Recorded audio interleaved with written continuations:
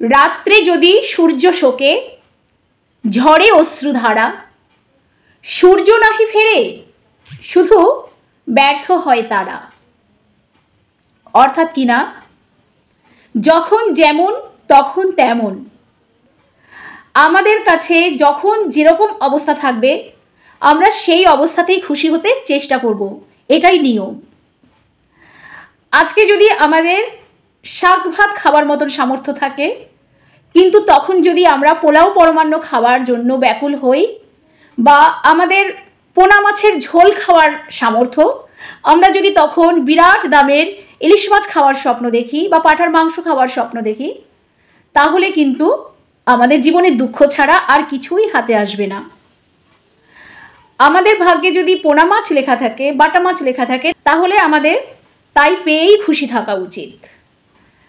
অন্যের ঘরে কি আছে, কি চলছে, অন্যের ভাণ্ডারে কি আছে, কি চলছে, অন্যেরা কীরকম শাড়ি গাড়ি গয়নাগাটি পরছে ঘুরছে, সেদিকে নজর রেখে যদি আমি আমার মনোবাঞ্ছা পূরণ করতে চেষ্টা করি, তাহলে তো দুঃখই পাবো, তাই না? কারণ সামর্থ্যের দিক থেকে তো আমরা সবাই সমান নই। আমরা সবাই যার যার সামর্থ্যের মধ্যে চলাফেরা করব, এটাই নিয়ম। সামর্থ্য আর সমঝোতা। যখন দিনের বেলায় সূর্যকে পাই, তখন যেমন আমরা চাঁদের আকাঙ্ক্ষা করতে পারি না, তেমনি রাতের বেলা চাঁদ যখন আকাশে আসে তখন আমরা সূর্যকেও চাইতে পারি না। তাহলে রাতের আকাশে সূর্যকে তো আমরা কখনোই পাবো না, বা দিনের আকাশে চাঁদকে আমরা কখনোই পাবো না। আমাদের হাতে শুধু নিরাশাই আসবে, দুঃখই আসবে। তো রাতে চাঁদকে নিয়েই আমাদের খুশি থাকতে হবে, আর দিনের বেলা সূর্যকে নিয়েই আমাদের চলতে হবে, এটাই নিয়ম।